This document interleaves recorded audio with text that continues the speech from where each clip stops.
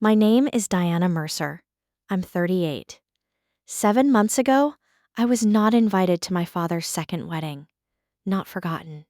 Not overlooked by accident. Deliberately, specifically, intentionally not invited. In a way that was communicated to me not by my father but by his fiance's assistant in an email 3 days before the ceremony, with the subject line guest list finalization and the body of the message informing me that the event would be an intimate family-only event and that my attendance had not been included in that designation. I read that email twice at my desk on a Wednesday morning. I forwarded it to no one. I went back to work. And 3 days later, while my father stood at an altar somewhere in Napa Valley exchanging vows with a woman I had met 4 times, I was sitting in my office in Seattle, reviewing a property management contract for a building I had inherited 18 months earlier from my late mother. A building my father did not know existed.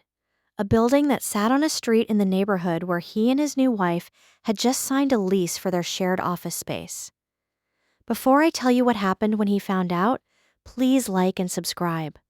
Only if this story is landing somewhere real.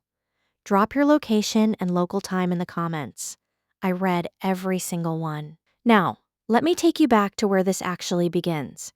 My parents divorced when I was 9. This is relevant, not as backstory, but as architecture. The divorce was not dramatic.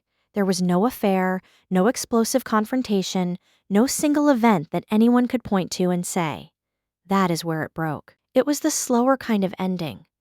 The kind that happens when two people have been moving in different directions for long enough that one morning they look across the kitchen and realize the distance has become the relationship and there is no longer anything underneath it worth the effort of maintenance. My father, Gerald Mercer, moved out in March of the year I turned 9.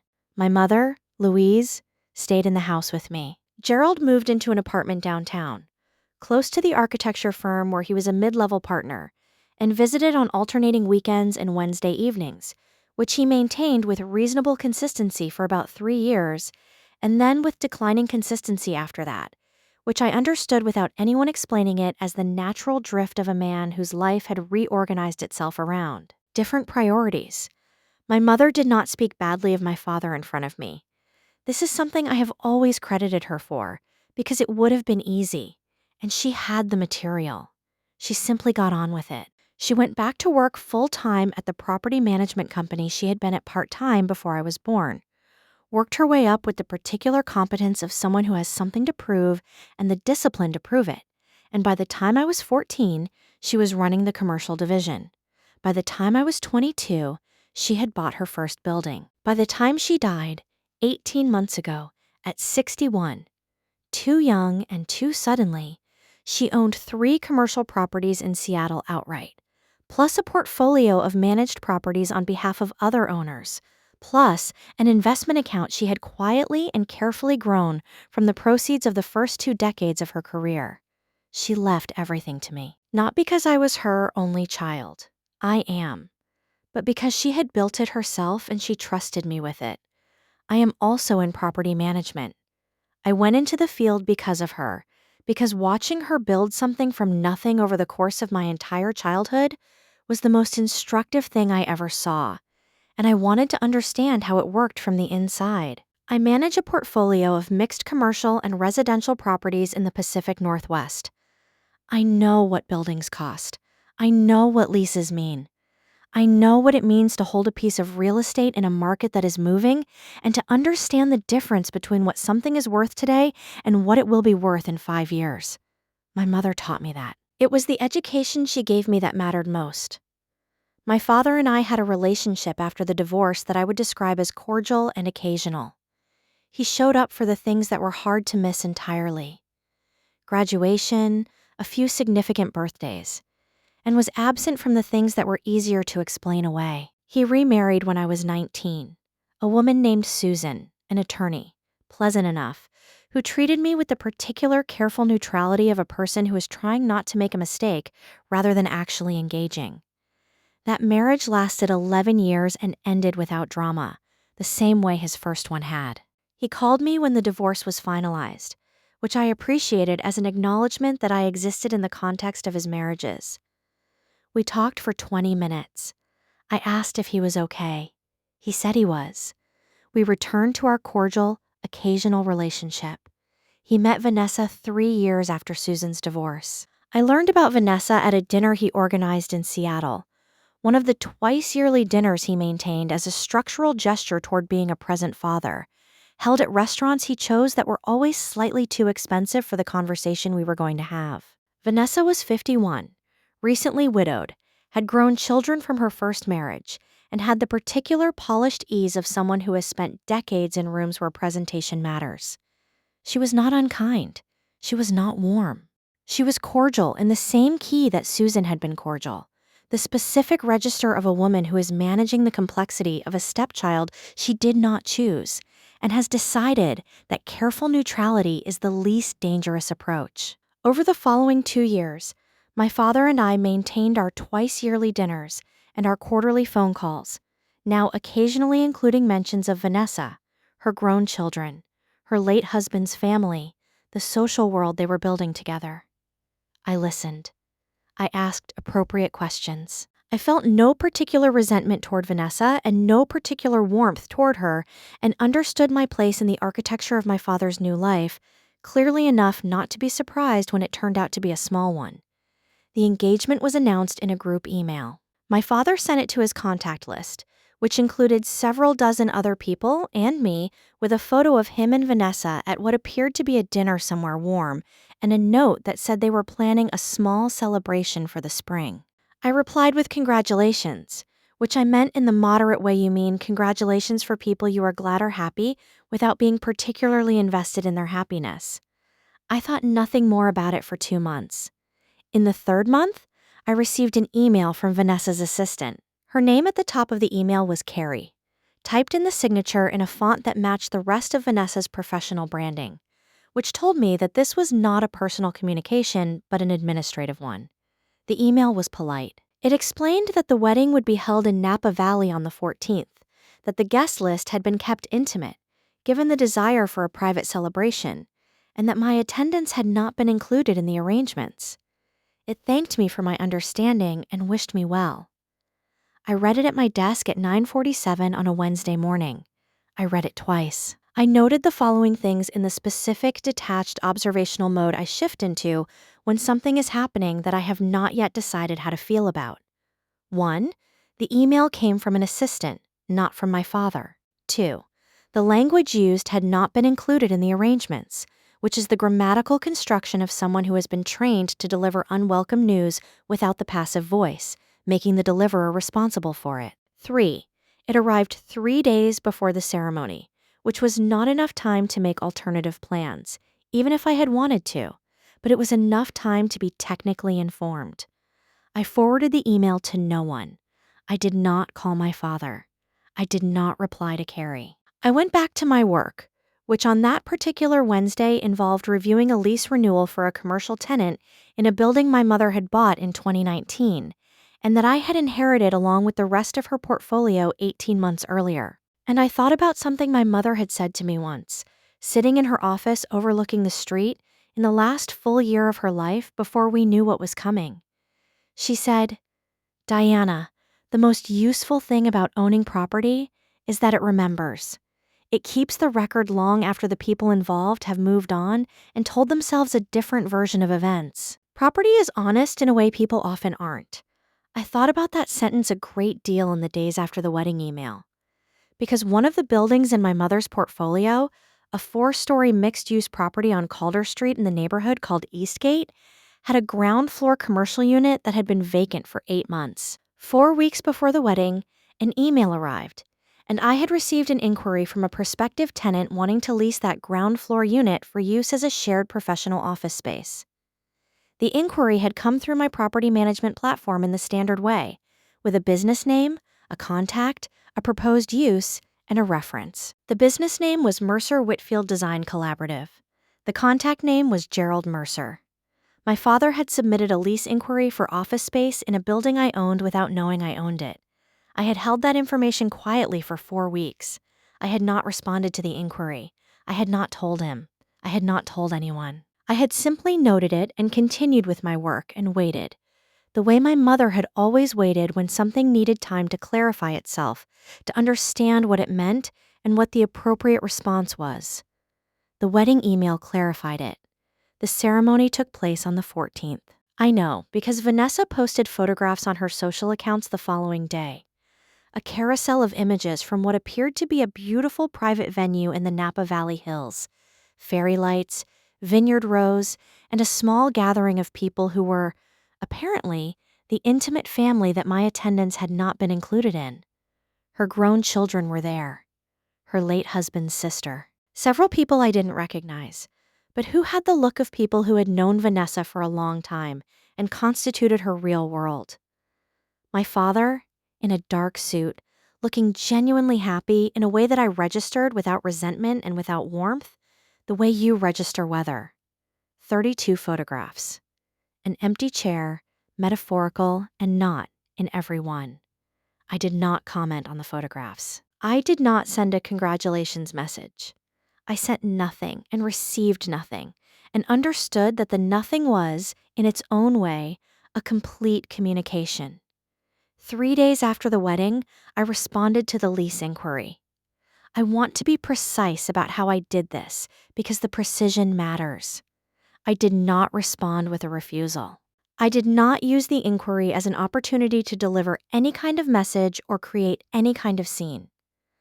I responded the way I respond to every lease inquiry that comes through my platform, with a standard information package about the unit, the lease terms, the building policies, and a request for the prospective tenant's business information for screening purposes. I signed it with my name and my company name, Diana Mercer, Mercer Property Group.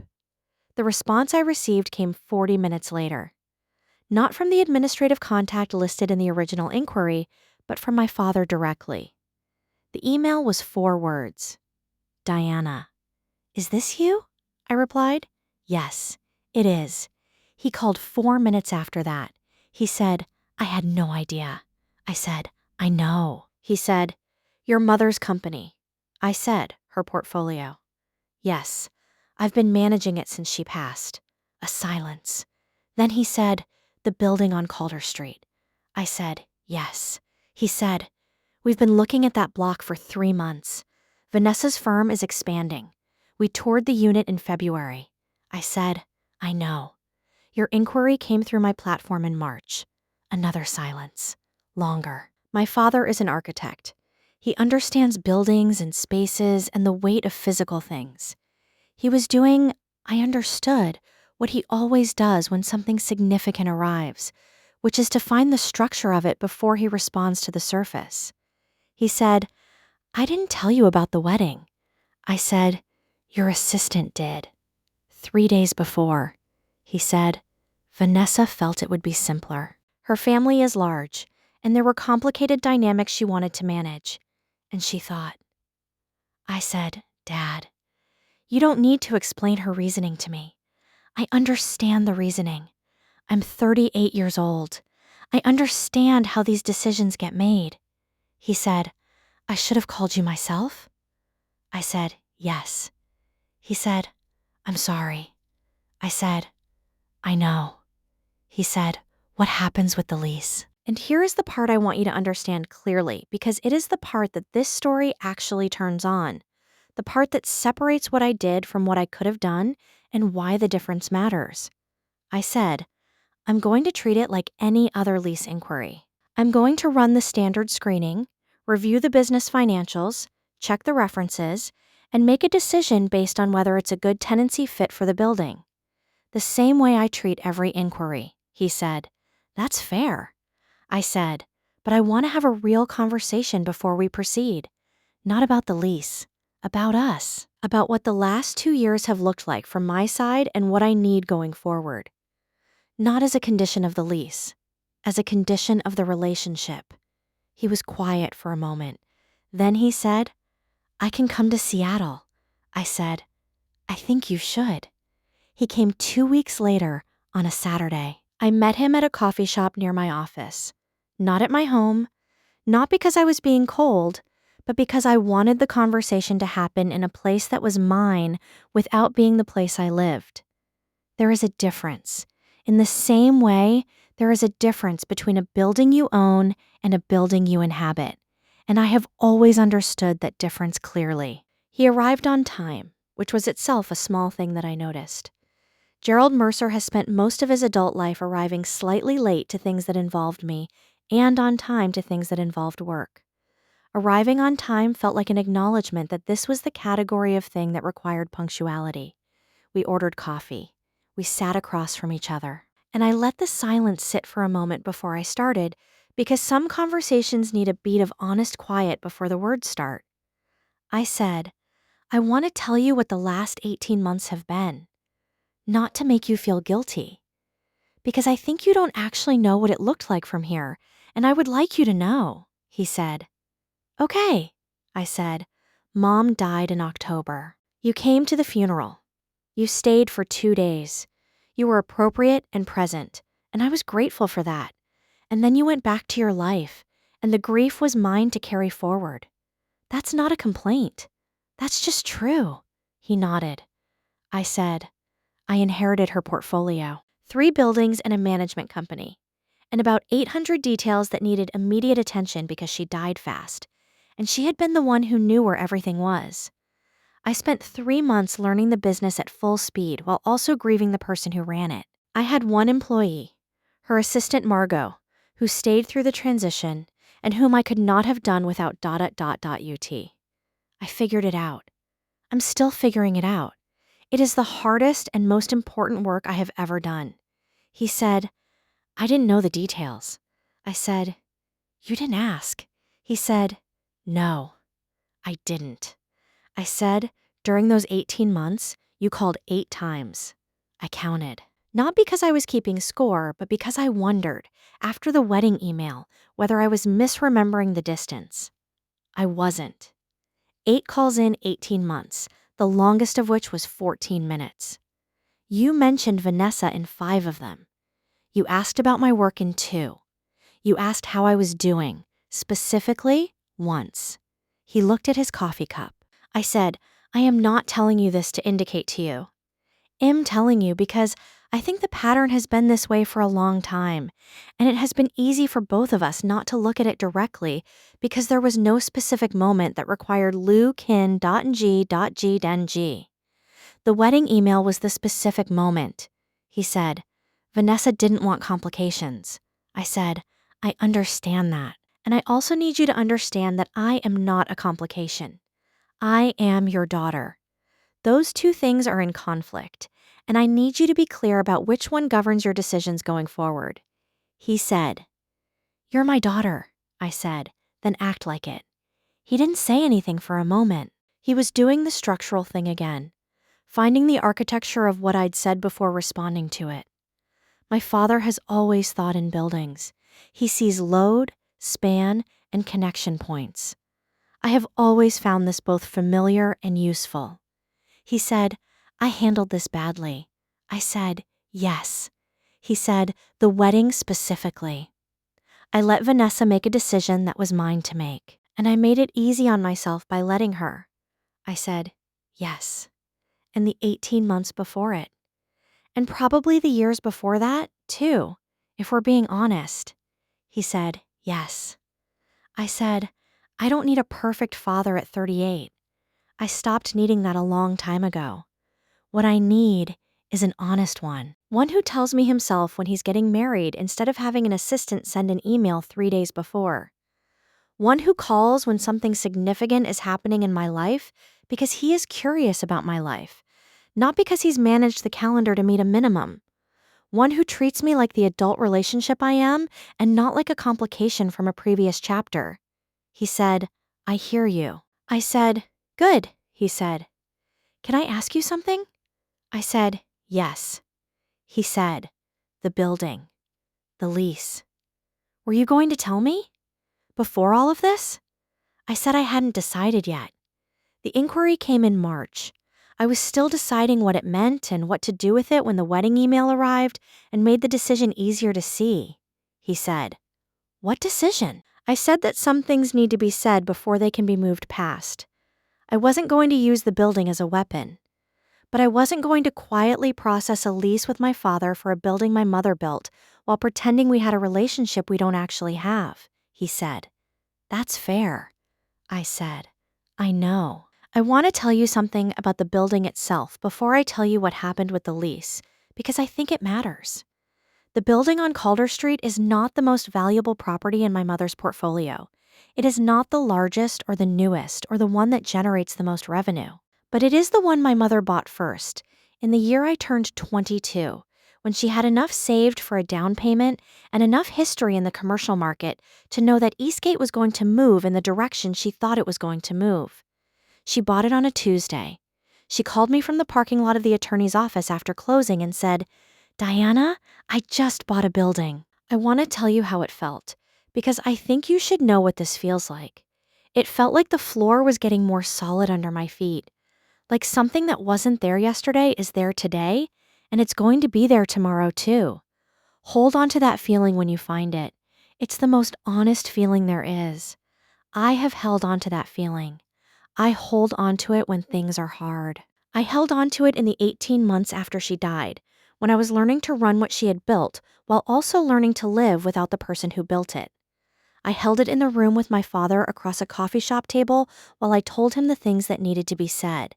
And I held it when I made my decision about the lease. The screening process took 3 weeks. Standard process. Financial review of the business, reference checks, assessment of the proposed use against the building's existing tenant mix, and the lease terms. The business was legitimate. The finances were sound.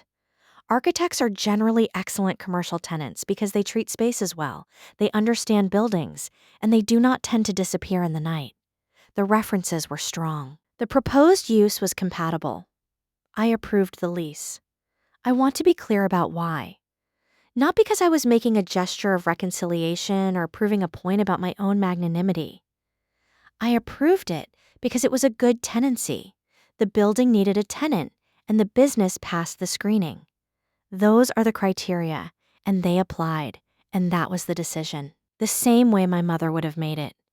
The same way I was trained to make it. On the merits, without theater. I did put one term in the lease that is not standard. An acknowledgement clause, 2 sentences, that states the landlord and the primary tenant have a pre-existing personal relationship, and that both parties have entered this agreement on a professional basis, fully informed of that relationship, with no expectation of preferential treatment in either direction. It is not legally complex. It is not punitive. It is simply honest, which is the thing I had asked my father for in the coffee shop, and which I wanted reflected in the document between us. He signed without comment on the acknowledgement clause, which told me something. Vanessa did not sign the lease. The primary signatory is Gerald Mercer, as principal of the design collaborative. This was not engineered. It was simply the way the inquiry had been structured and the way the business was registered. But it meant that the agreement was between my father and me directly, which felt right in a way that I didn't entirely have words for, but that my mother would have understood immediately. Property is honest. It keeps the record. The record between Gerald Mercer and Diana Mercer, as of the spring of that year, was a signed lease on a building his ex-wife built and his daughter inherited on a street in a neighborhood he had chosen without knowing she was the one who owned it. That record is accurate. It is the truest document between us that has ever existed. He moved into the space in June. I have not visited the office. He has not invited me. That is not coldness on either side. It is simply the correct distance for a relationship that is being rebuilt from a foundation that needs to be laid honestly before anything can be put on top of it. We have had 4 phone calls since the coffee shop. 3 of them he initiated. The longest was 31 minutes and covered my work, his mother's house, which is being sold, a conversation about a park project in my portfolio neighborhood that he had opinions about from an architectural standpoint.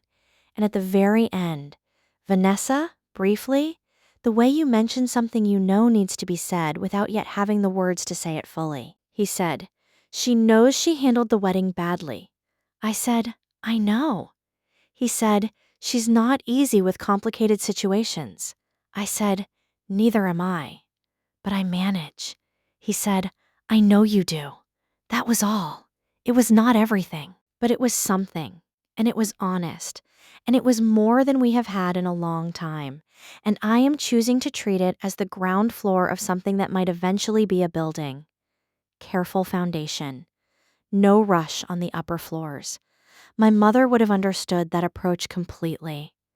I want to talk to you directly now.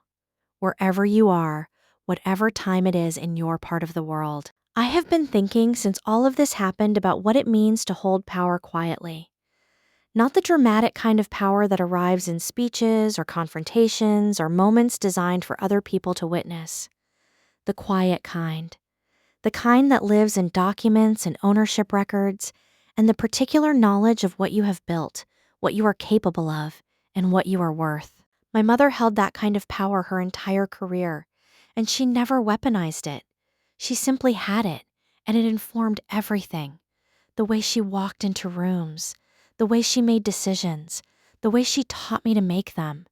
When the wedding email arrived, I had options. I could have called my father immediately and made the thing loud. I could have forwarded it to relatives, posted about it, built the case publicly, and made the size of the slight visible to everyone who would have been sympathetic. I could have denied the lease without explanation and let the refusal speak for itself, let him understand through the absence that there was a cost to treating his daughter as a complication. Those were all available options. I chose none of them. I chose the honest conversation, the clear terms. The fair decision was made on the merits. The acknowledgement clause said simply, "We know each other, and we are proceeding honestly." That was the inheritance my mother actually gave me. Not the buildings, not the portfolio, not the account balances. The approach. The understanding that the most durable kind of power is the kind that doesn't need to announce itself. The kind that simply makes good decisions, keeps honest records, and lets the property tell the truth long after the people involved have moved on. I am not going to tell you that my father and I are repaired.